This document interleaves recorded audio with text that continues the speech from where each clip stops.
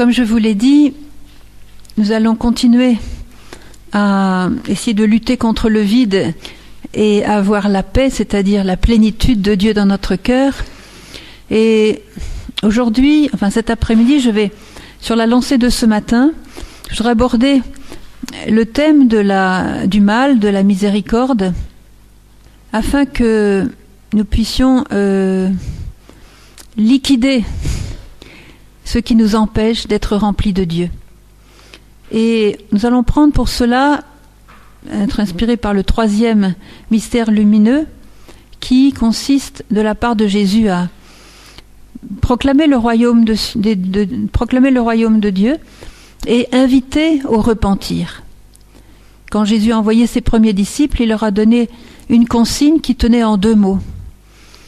Il fallait qu'ils annoncent « Repentez-vous et convertissez-vous ». Repentez-vous et convertissez-vous. Ça, c'est la première annonce sans laquelle tout le reste ne peut pas découler. À Medjugorje, bien sûr, la Vierge, très vite, a invité, puisque la reine de la réconciliation, comme je vous l'ai dit, elle a très vite invité les enfants et le village à faire la paix avec Dieu et faire la paix entre nous. Et beaucoup connaissent déjà cette très belle parabole qu'elle a donnée. Un soir, elle est apparue dans un champ, il y avait donc les voyants, et puis il y avait une grande partie du village rassemblée pour cette apparition dans un champ près de la maison de Yaakov.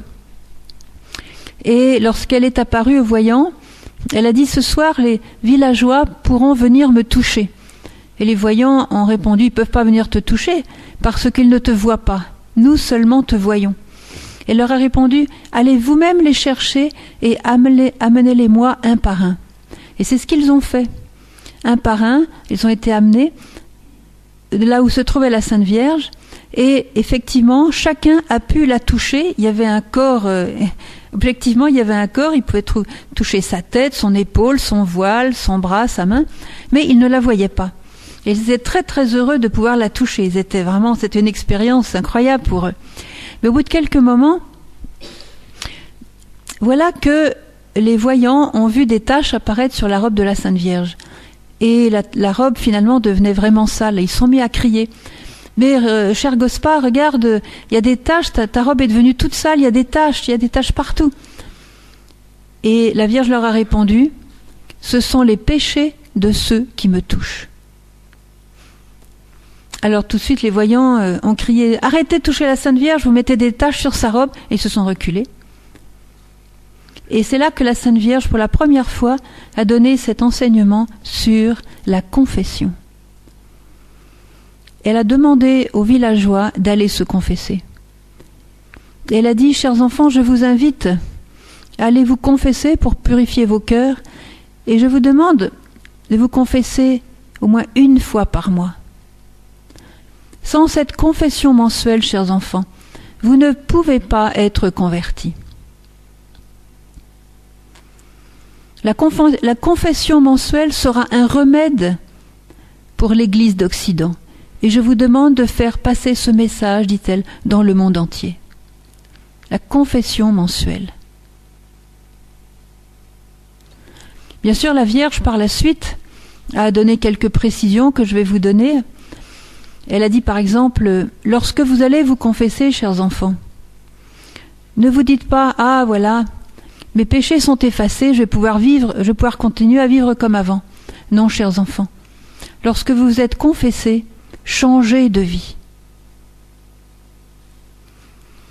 Elle nous demande aussi d'aborder le prêtre avec respect, avec amour.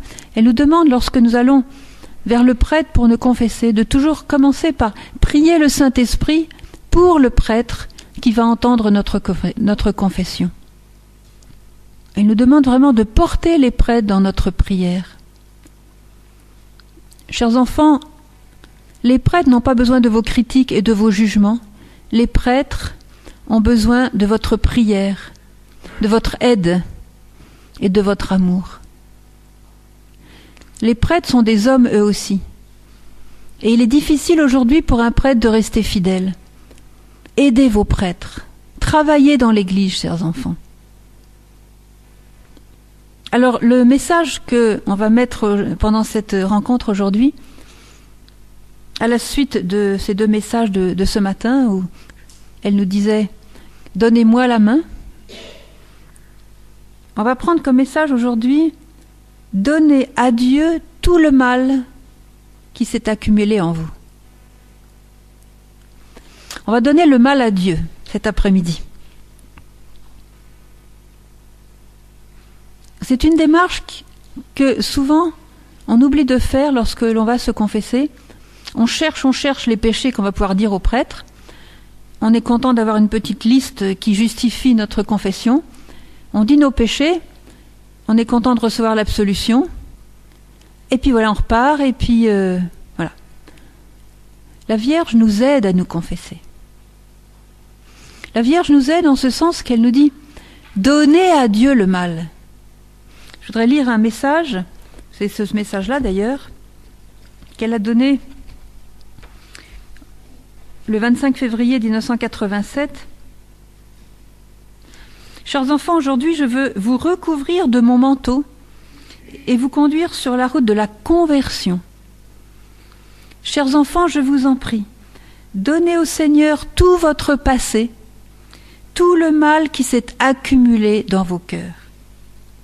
Je souhaite que chacun soit heureux, mais avec le péché, personne ne peut l'être. Alors, cette demande de la Vierge est très importante dans un monde où aujourd'hui, tout s'explique par la psychologie. Il y en a qui disent, oui, le péché c'est normal, d'ailleurs de toute façon on ne peut pas appeler ça péché. C'est normal, on est faible. Tout le monde il est beau, de toute façon tout le monde il est beau, tout le monde il est gentil, tout le monde il ira au ciel, le Seigneur est bon, etc. Non, c'est pas ça que la Sainte Vierge nous enseigne. Le péché est un mal qu'il faut laisser Dieu détruire en nous. Car le péché n'est pas créé par Dieu, bien sûr. C'est un mal en soi, et il faut appeler mal le mal. C'est une tendance qu'on a aujourd'hui de nier que nous sommes pécheurs, ou de trouver ça normal, de glorifier le péché, d'appeler le mal bien, et d'appeler bien un mal. Voilà. Et c'est très grave. C'est très grave. Malheur à celui qui appelle bien le mal, et mal le bien, dit le Seigneur dans les Écritures. La Sainte Vierge nous invite à aller nous confesser, mais dans un acte joyeux, dans un acte d'amour. Vous savez, il y a une chose très importante que le Seigneur nous a appris par Sœur Faustine aussi, par la petite Thérèse, par beaucoup de saints, et aussi à Medjugorje, c'est que la confession est un grand cadeau. Et le fruit de la confession, c'est la joie et la paix. La Vierge nous le dit, chers enfants, avec le péché, il ne peut pas y avoir la paix dans vos cœurs. C'est pour ça que j'ai pris, comme on parle du shalom, de la plénitude, pour lutter contre le vide, Marie qui nous aide à guérir du vide, elle ne peut pas nous aider à guérir du vide si elle ne nous met pas dans les bras de Jésus miséricordieux. Parce que là où il y a le péché, il n'y a pas la paix. Ça fait partie de ces bastions en nous qui empêchent la paix de couler dans nos cœurs. Et ce qu'il y a de très beau, c'est que celui qui s'avance vers le Christ pour demander la miséricorde, eh bien, c'est un acte d'amour, et c'est un acte d'amour qui provoque la joie. D'abord, une bonne nouvelle pour chacun de nous, c'est qu'un péché qui est confessé, c'est un péché qui est détruit. C'est un péché qui n'existe plus. Dieu seul a le pouvoir de remettre les péchés, de les détruire. Et Dieu, c'est tellement vrai que Dieu, on peut dire, est amnésique du mal. Je vous racontais un bel épisode de la vie de saint Antoine de Padoue.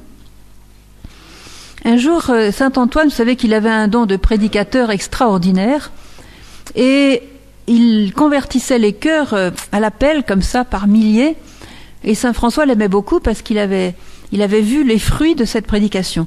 Et au cours d'une prédication, il se trouvait un homme qui était un pécheur vraiment qui se moquait de Dieu, qui avait fait les pires choses dans sa vie, qui avait accumulé vraiment des péchés mortels jusqu'à une grande quantité de choses très mauvaises. Et cet homme qui était impénitent, qui se moquait vraiment des choses de Dieu, Il s'est trouvé qu'il avait entendu la prédication de saint Antoine et ça l'avait complètement retourné. Et il a été voir saint Antoine pour confesser toute sa vie de péché. Mais il était tellement touché par l'amour de Dieu. Il était tellement envahi par la connaissance de la miséricorde de Dieu, par l'amour du Christ qui était mort pour ses péchés, qu'il pleurait de repentir, il pleurait de contrition, il pleurait d'avoir blessé le Christ. Il pleurait par amour. Telles les larmes du Saint-Esprit en lui. Et il pleurait tellement qu'il ne pouvait pas se confesser, parce qu'il sanglotait et il ne pouvait pas prononcer une seule parole. Alors au bout d'un certain temps, saint Antoine qui voyait qu'il n'arrivait pas à confesser son péché, parce que dans la confession, il y a des éléments indispensables. C'est en particulier l'aveu, évidemment le repentir. Si on dit je vais me confesser, mais demain je vais recommencer exactement la même chose, il n'y a pas de confession valide. Donc c'est l'aveu, bien sûr le repentir, et un autre élément indispensable, c'est l'absolution de la part du prêtre. Voilà. Et cet aveu doit se faire à un prêtre. Les confessions générales ne sont valables que dans le cas d'un danger mortel. Sachez-le, parce qu'aujourd'hui ça se pratique, mais ça n'est pas confirmé par l'Église, sauf en cas de danger mortel. Je ne pense pas que tous les samedis, il y a un danger mortel qui nous guette dans certaines paroisses, mais enfin bon.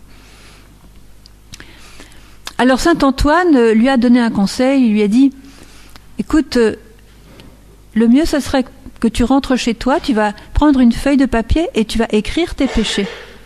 Tu vas écrire tes péchés et tu me rapporteras la feuille, je lirai tes péchés ou tu liras tes péchés, comme ça ce sera plus facile pour toi. » C'est ce qu'il a fait, il a écrit tous ses péchés sur une feuille, ceux dont il se souvenait bien,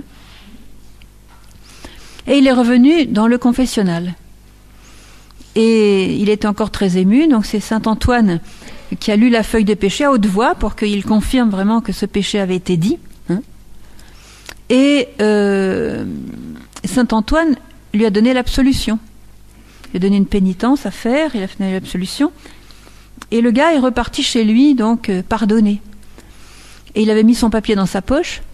Et de retour chez lui, lorsque il a voulu reprendre son papier, sans doute pour le détruire, le papier était entièrement blanc. Tous ses péchés avaient disparu. Et là, il a compris que Dieu avait vraiment détruit son péché. Il y a aussi l'histoire du père Tardif. Vous savez, le père Tardif avait un ami qui était curé de paroisse. Et ce curé de paroisse avait dans sa paroisse une dame qui prétendait avoir des visions du Seigneur et que le Seigneur lui donnait des messages. Et cette dame venait apporter à son curé régulièrement de nouveaux messages. Alors lui, le curé, il en avait marre de cette dame. En fait, il ne croyait pas du tout au fait qu'elle voyait le Seigneur. Donc il accumulait les messages dans un tiroir sans même les lire. Et un jour, il s'est dit, comme le tiroir ne fermait plus, il s'est dit, on va balancer tout ça au feu. Alors il a pris le tas des messages, et au moment de les mettre au feu, il a eu un moment de crainte de Dieu. Et il s'est dit, et si c'était vrai, qu'est-ce que je suis en train de faire, moi? Si jamais c'était vrai, on ne sait jamais. Alors il a demandé un signe au Seigneur. Il a dit, Seigneur, si ces messages sont vrais, fais que la prochaine fois qu'elle viendra me voir, elle me dise mes péchés.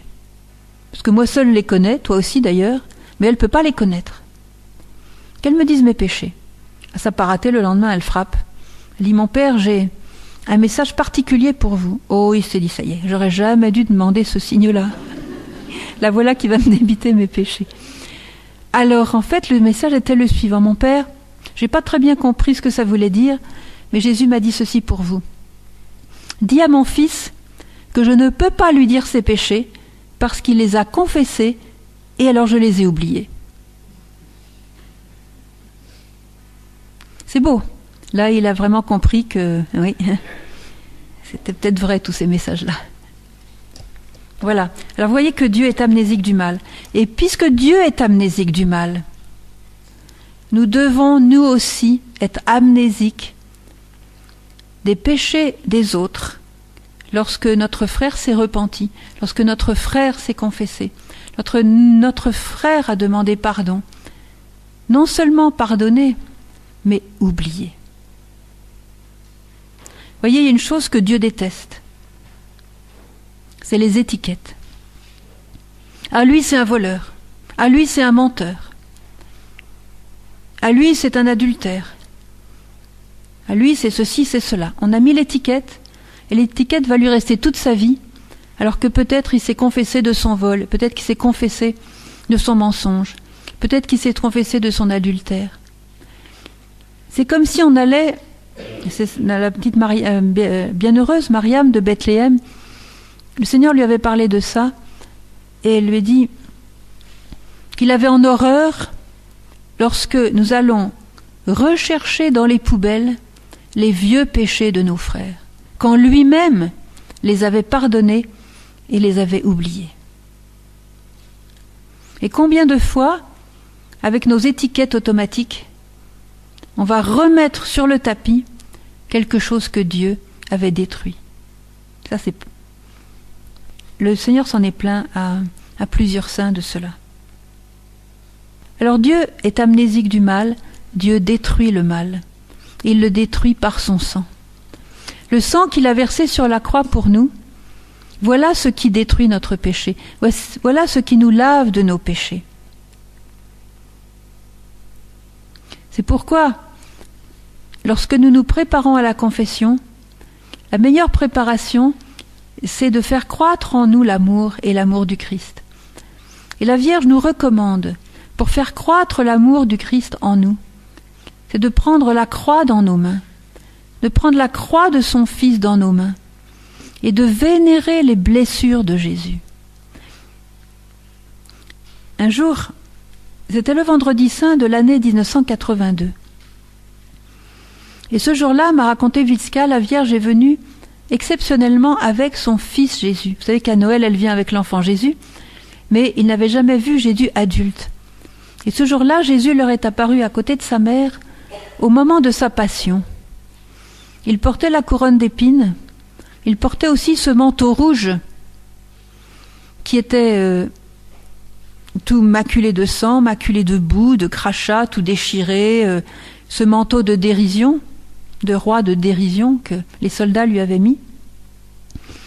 Et bien sûr, de sa couronne d'épines coulait le sang sur son visage et on voyait la tache des crachats. Et Vitska était très très impressionnée par la vue de Jésus dans sa souffrance. Et la Vierge leur a dit ce jour-là, « Chers enfants, aujourd'hui je suis venue avec mon fils pour que vous voyiez combien il vous aime et combien il a souffert pour vous. » Et j'ai demandé à Vitska si Jésus lui-même leur avait donné un message. Elle m'a dit non, Jésus n'a rien dit. Mais j'ai regardé son visage, je l'ai regardé dans les yeux, et il y avait dans son regard un tel amour, une telle tendresse, que c'était pour moi beaucoup plus fort que une parole qu'il aurait pu dire. Elle ajoutait, je n'oublierai jamais le regard de Jésus dans sa passion. Et Jésus lui-même le dit. Il l'a dit combien de fois aux saints qui ont pu recevoir des paroles de lui, que notre âme s'embellit infiniment plus par la contemplation de sa passion que par des mois de pénitence, de flagellation même jusqu'au sang, de choses comme ça, de jeûne et autres. Parce que le contempler de sa passion fait venir en nous le feu de l'amour. L'amour vient en regardant Jésus sur la croix, en comprenant de quel amour il nous a aimés, lui qui a accepté de telles souffrances dans le seul désir que nous soyons sauvés. Et comme le disait Catherine de Sienne, ce ne sont pas les clous qui maintiennent Jésus sur la croix, c'est l'amour qu'il avait pour nous, parce qu'à chaque minute, à chaque seconde, il pouvait appeler son Père pour venir le sauver de cette agonie. Mais il a choisi délibérément de rester cloué à la croix par amour. Et plus nous aurons en nous cet amour du crucifié, cet amour de celui qui s'est sacrifié pour que nous soyons avec lui éternellement dans l'amour, plus nous aurons cet amour, plus nous ferons de bonnes confessions.